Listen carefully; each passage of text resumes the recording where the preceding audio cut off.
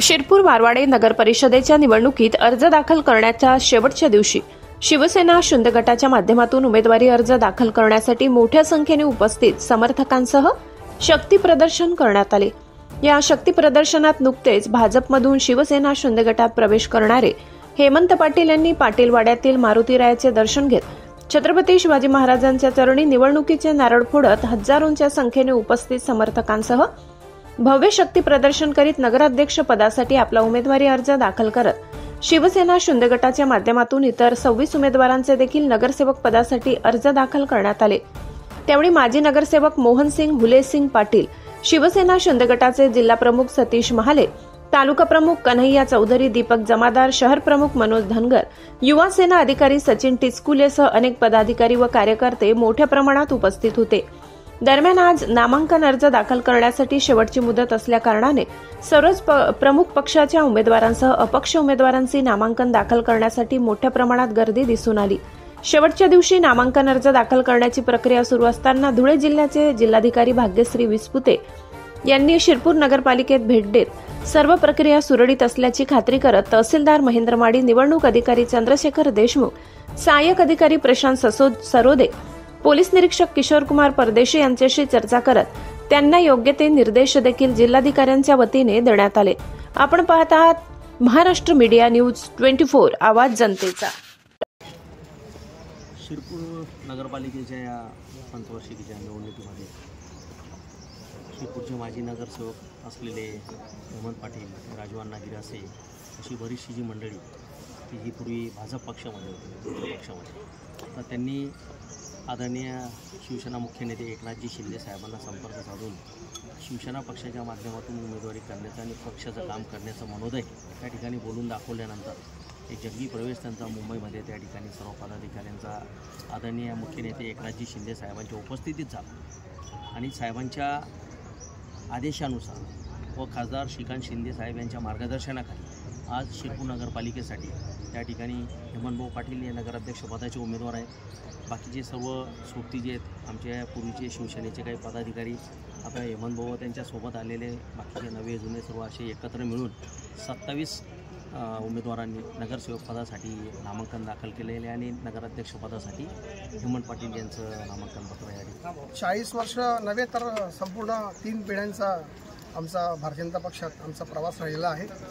पण गेल्या 3-4 वर्षापासून भारतीय जनता पक्षामध्ये कोणगुडीचं त्यासोबतच अपमानाचं राजकारण सुरू होतं आणि त्यामुळे भारतीय जनता पार्टीच्या ज्या कार्यकारिण्या मंडळांच्या कार्यकारिण्या झाल्या गेल्या 6 महिन्यापूर्वी, त्याच्यात एकही ठिकाणी सर्वसामान्य भारतीय जनता पार्टीचा एकनिष्ठ कार्यकर्ता याला कुठेही स्थान दिलं गेलं नाही आणि आम्हाला कुठेही बसवलं गेलं नाही की आपण चर्चेतनं आपण काहीतरी मार्ग काढूया आणि कार्यकारिण्यांमध्ये आपण सगळ्यांना सामावून घेऊया। शब्द दिला गेला होता 19मध्ये की बुवा आम्ही संघटनेमध्ये जास्त सहभाग घेणार नाही, पण ठीक आहे घेतला तर 50-50% असं ठेवायला पाहिजे होतं प्रमाण। पण आदरणीय आमदार महोदय आणि त्यांनी त्याप्रमाणे काही समजलं नाही, म्हणून त्यांनी आम्हाला साधं चर्चेला देखील कार्यकारिण्या बनवताना आमच्या ज्येष्ठांना किंवा आम्हाला विचारात घेतलं नाही, हे दुःख होतं। आणि सतत कुरगुडीचा आणि कुठेही काही आंदोलनं केली शेतकऱ्यांविषयी असतील किंवा कुठलीही काही आंदोलन असतील लोकाभिमुख जिथं जनतेवर अन्याय होतो किंवा जनतेसाठी काहीतरी प्रशासनाच्या विरोधात आपल्याला ज्या विचार लागतो त्या ठिकाणी आंदोलनं करत असताना देखील आम्हाला सतत दबाव येत असे आणि आंदोलन का करतात हा देखील एक प्रश्न विचारला जात असे। पण शेवटी जनतेचा प्रश्न सर्वप्रथम असतो। आपण लोकशाहीमध्ये जनता सर्वप्रथम सर्वमान्य मानत असतो आणि त्यामुळेच हे आहे आणि अशा असंख्य कारणांमुळे आम्हाला पक्षातून जाताना खूप अति दुःख झालं आणि ते सोडताना मन म्हणजे जसं एक मूल आईला सोडतं तसं त्याप्रमाणे आम्ही आमचा पक्ष सोडताना आम्हाला खूप वेदना झाल्या, खूप त्रास झाला। पण शेवटी लोकशाहीमध्ये तुम्हाला लोकांची कामं करण्यासाठी एक स्तंभ असावा लागतो तुमच्या बाजूला, तर शेवटी छातीवर दगड ठेवून आणि परिवाराशी बोलताना देखील ह्या चर्चा कमी आणि अश्रूंचाच जास्त वाट मोकळी झाली आणि शेवटी मग खूप जड अंतकरणाने हा आमचा पक्ष आम्हाला सोडावा लागला। कुठला अजेंडा घेऊन नगरपालिकेची निवडणूक आपण लढवणार आहात? आम्ही अजेंडा म्हणजे सर्वसामान्य कार्यकर्ता, जो कार्यकर्ता अनेक वर्षानुवर्ष काम करतो आणि त्याला अचानक कोणीतरी येतं आणि दाबून टाकण्याचा प्रयत्न करतो. आणि शिरपूर शहरामध्ये देखील एक दडपशाहीचं आणि खूपच दाबण्याचं राजकारण सुरू झालेलं आहे. आदरणीय नेते महोदयांना आम्ही अनेक वेळा विनंती देखील केली की आपण या संदर्भात थोडा विचार केला पाहिजे, पण शेवटी त्यांचा अनुभव मोठा असल्यामुळे त्यांनी आम्हाला त्या विचारात घेतलं नाही. आम्ही म्हणतो की शहरामध्ये अनेक काही समस्या आहेत, खूप काही समस्या असतात, जातीय सलोखा असेल किंवा काहीतरी कुठं काहीतरी प्रॉब्लेम्स असतील, त्या संदर्भात आपण नागरिकांशी हितगुज केली पाहिजे, चर्चा केली पाहिजे.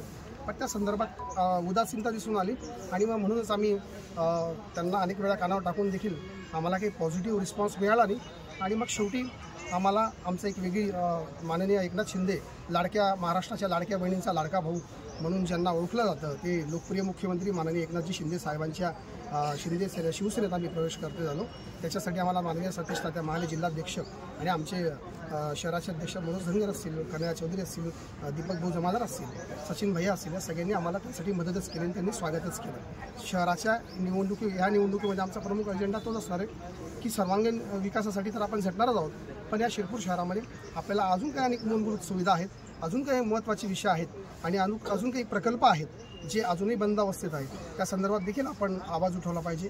ह्या आणि अशा अनेक समस्या आहेत, या संदर्भात आम्ही आमची एक वेगळा निर्णय घेतलेला आहे.